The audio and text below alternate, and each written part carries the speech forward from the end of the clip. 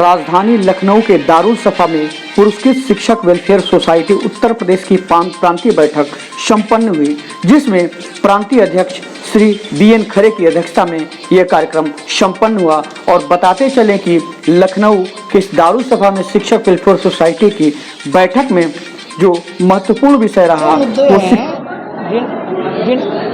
जिनको सरकार जो हमें मिलना चाहिए उनको दे नहीं पा रही है। जैसे 3 वर्ष का कार्यकाल मांग रहे हैं, हम 2 वर्ष का मिल रहा है, लेकिन इंटरमीडिएट कॉलेज में 3 साल का, तो हम भी 3 साल चाहते हैं। एक तो ये है। दूसरा ये है कि जो 65 साल से ऊपर के हैं पुरस्कृत शिक्षक, वो इतने बुजुर्ग हो गए हैं कि उनको एक जो हमें 4000 किलोमीटर का बस का वो मिलता है ना टोकन, उसमें एक सहपाठी और शामिल कर लिया जाए, चाहे भले वो 4000 किलोमीटर रहे, जिससे बूढ़े उनसे मदद ले सकें।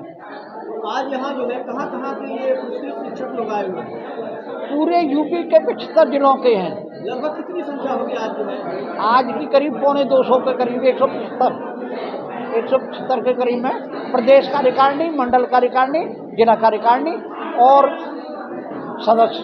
आज क्या निर्णय हो रहा है आज की मीटिंग में? 6 पॉइंट हुए ना। एक तो ये होगा हमारा जो है अधिवर्षता जो काल है वो 3 वर्ष हो। एक रोडवेज से जो कूपन हमें मिलते हैं उसमें एक सहायक दिया जाए 65 साल से ऊपर के लोगों को, उसी 4000 किलोमीटर में। एक ये हमको एक इंक्रीमेंट मिलता है जब पुरस्कार मिलता है। अदील मंसूरी, महामंत्री पुरस्कृत शिक्षक वेलफेयर सोसाइटी उत्तर प्रदेश। आज ये जो बैठक है ये राज्य स्तर पर और राष्ट्रीय स्तर पर जो शिक्षक उत्कृष्ट सेवाएं देते हैं उनको हर साल 5 सितंबर शिक्षक दिवस के अवसर पर सम्मानित किया जाता है। ये साथी वही सम्मानित शिक्षक हैं जो या तो माननीय मुख्यमंत्री जी के कर कमलों द्वारा या महामहिम राष्ट्रपति महोदय के द्वारा 5 सितंबर को। आज की इस महत्वपूर्ण बैठक में कितने शिक्षक आए? इसमें लगभग 77 टीचर्स हैं पूरे प्रदेश के, लगभग हर जनपद से ये कवर किए हुए हैं। और इसमें जो मुख्य आज बैठक करने का जो कारण है वो ये है कि ये पुरस्कार बेसिक शिक्षक और माध्यमिक शिक्षक दोनों को दिया जाता है, किंतु 2014 में जो ये शिक्षक राष्ट्रीय और राज्य पुरस्कृत शिक्षक हैं उनके में सेवा विस्तार दिया जाता है पुरस्कार प्राप्त होने पर। हम इस मीटिंग के बारे में यही कहना चाहेंगे, ये हमारा जो राज्य स्तरीय शिक्षक हैं हमारे और राष्ट्रीय स्तर के जो शिक्षक हैं उनकी ये सोसाइटी बनी हुई है। और हम सीतापुर से पहली बार, क्योंकि हमें इस बार राज्य शिक्षक सम्मान मिला हुआ 2021, इसलिए हम भी इसके सदस्य बनना चाहते हैं। जो भी समस्याएं होंगी हम सब मिल करके एक दूसरे की समस्याओं का निराकरण करेंगे। किस तरह की समस्याएं होती हैं? जैसे कि अभी 2 साल का जो हमें मिला हुआ है उसमें कुछ टीचरों को हमारे जो अधिकारी होते हैं उस ध्यान नहीं देते हैं कि 2 वर्ष की सेवा काल जो बढ़ी हुई है उस पर मतलब कार्य नहीं कर रहे हैं, और हमारा इंक्रीमेंट जो लगता है उस पर भी कार्य नहीं कर रहे हैं।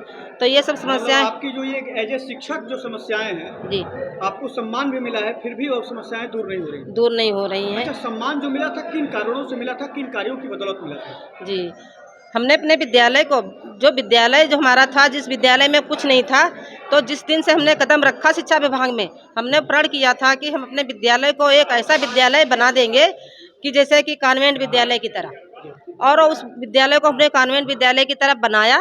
क्योंकि गांव में गरीब बच्चे होते हैं, उनको कोई सुविधा मुहैया नहीं होती है, तो हमने सोचा कि इन बच्चों को जो भी सुविधा हो हम अपने स्तर से दें। सरकार की जो मंशा होती हो तो होती ही है, लेकिन हमने अपने व्यक्तिगत प्रयासों से अपने विद्यालय को एक कॉन्वेंट विद्यालय की तरह। कौन सा विद्यालय है सीतापुर में जिसको आपने अपने प्रयास से बेहतर बनाया? जी, हमारा विद्यालय उच्च प्राथमिक विद्यालय बिहट बीरम मछरेटा सीतापुर में। मैं वहाँ की प्रधानाध्यापिका निर्मला भार्गव, और मेरा यही प्रयास है कि हम ऐसे नन्हे मुन्ने गरीब बच्चों के लिए वो सब कुछ मुहैया कराऊं। जैसे कि हमने प्रोजेक्टर की व्यवस्था की, टीवी, स्मार्ट टीवी और लैब की व्यवस्था की, पुस्तकालय, बहुत सुंदर पुस्तकालय भी व्यवस्था बनवाया है, और बहुत सुंदर हमने भव्य मतलब आकर्षक स्कूल बनवा दिया। आकर्षक इस तरीके से बच्चे हमारी आज की जो बच्चे हमारी संख्या है और 200-250 के करीब हो रही है। तो ये हमें सफलता मिल रही है। आपके प्रयास से वो विद्यालय बिल्कुल बेहतर बना जी। और सरकार ने इसका संज्ञान लिया और आपको पुरस्कृत किया हुआ है। यही सब देखते हुए आज राज्य पुरस्कार हमको मिला हुआ 2021, और हम सरकार को बहुत बहुत धन्यवाद देते हैं इस बारे में कि हमको जाना और परखा। पुरस्कृत शिक्षकों ने मीडिया को बताया कि अपने विद्यालय को बेहतर बनाया है और उम्मीद करते हैं कि इसको देखकर बहुत से लोग और भी बेहतर करेंगे। मैं उन्नाव से संबंध रखती हूँ, उन्नाव में पोस्टेड हूँ। मेरा नाम स्नेहिल पांडे है और वर्ष 2020 में मुझे राष्ट्रीय शिक्षक पुरस्कार से सम्मानित किया गया।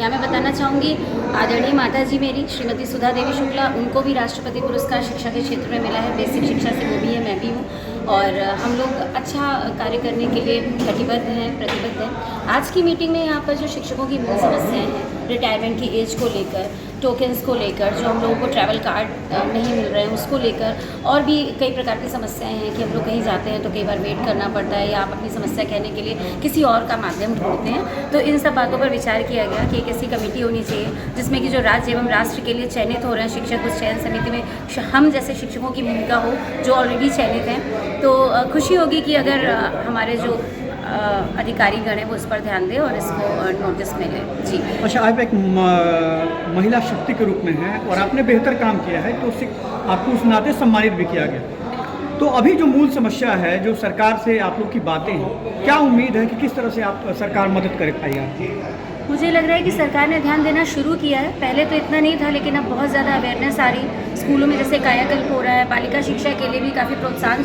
सरकार दे रही है। कई प्रकार की योजनाएं भी सरकार चला रही है जिससे बालिकाओं का नामांकन बढ़ रहा है। तो अभी तो मैं कुछ हद तक संतुष्ट हूँ, लेकिन अभी भी बहुत सारा काम करने की ज़रूरत है बालिकाओं की सुरक्षा के लिए, विद्यालयों में बालिकाओं की सुरक्षा के लिए, विद्यालयों में उनकी फिजिकल फिटनेस के लिए, उनकी पर्सनल मेंस्ट्रुअल हाइजीन के लिए अभी इन मुद्दों पर कार्य करना बाकी है।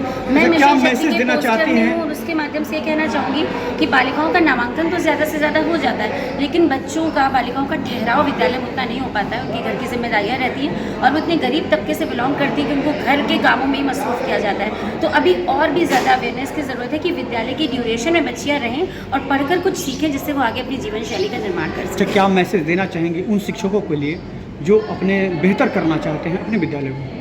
अपने विद्यालयों में बेहतर करने वाले को मेरा यही संदेश है कि बिना किसी बात द्वारा विचलित हुए, बिना किसी की बात को सुने, अपने लक्ष्य की तरफ आगे बढ़ते जाएं। सच्चाई और ईमानदारी के साथ अगर आप काम करेंगे तो मंजिल दूर नहीं है, आपको आइडेंटिटी मिलेगी, आपको लोग रोल मॉडल मानेंगे। मैं अपने अनुभव से ये कह सकती हूँ कि बहुत संतुष्ट मिलती है अच्छा काम करके। करते रहिए, ज़रूर एक न एक दिन हम लोग सजग भारत का निर्माण। 2019 की पुरस्कृत शिक्षिका हूँ और हम लोगों को राज्य पुरस्कार प्राप्त हुआ है और हम लोग यहाँ पे दारुल सफ़ा में आज पहली बार यहाँ पर इस बैठक में हम लोग सम्मिलित हुए हैं और हम लोग चाहते हैं कि हम लोग की जो समस्याएं हैं, और हम लोग चूँकि एक सम्मानित अध्यापक के रूप में आए और इतने लोगों के बीच में जब हम लोग का चयन हुआ है तो निश्चित रूप से हम लोग को जो सम्मान मिलना चाहिए, हम लोग को कई तरीके की समस्याएं आती हैं, उन सब का निराकरण के उद्देश्य से आज हम लोग यहाँ पर उपस्थित हुए हैं।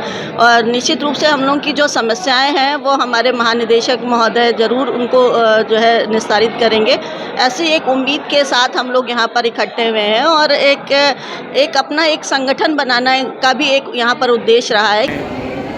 2016 में राज्य अध्यापक पुरस्कार से सम्मानित ज़फ़र अख्तर, जनपद कानपुर देहात से आज दारुल शिफा में पुरस्कृत वेलफेयर एसोसिएशन की बैठक आयोजित की गई। जो पुरस्कृत शिक्षक हैं वो राज्य स्तर पर, राष्ट्रीय स्तर पर जो समस्याएं आ रही हैं उनके संबंध में आज बैठक आहूत की गई। जो बैठक पूर्व में आहूत की गई थी और समस्त समस्याओं से महानिदेशक महोदय, शासन एवं प्रशासन को अवगत कराया गया था। उनमें अन्य समस्याओं को और उन समस्याओं को जोड़ते हुए आज बैठक आयोजित की गई और समस्त समस्याओं को शासन, प्रशासन और महानिदेशक महोदय तक और विभाग तक अवगत कराने का निश्चय लिया। क्या लगता है इस तरह की जो समस्याएं हैं, आप लोग सम्मानित शिक्षक हैं, तो क्या लगता है कि सरकार इसका संज्ञान लेगी? इस बात का पूर्ण विश्वास है कि जैसे अन्य विभाग में सम्मानित होते हैं, हर वर्ग में सम्मानित होते हैं, उसी तरह से शिक्षक भी एक सम्मानित वर्ग है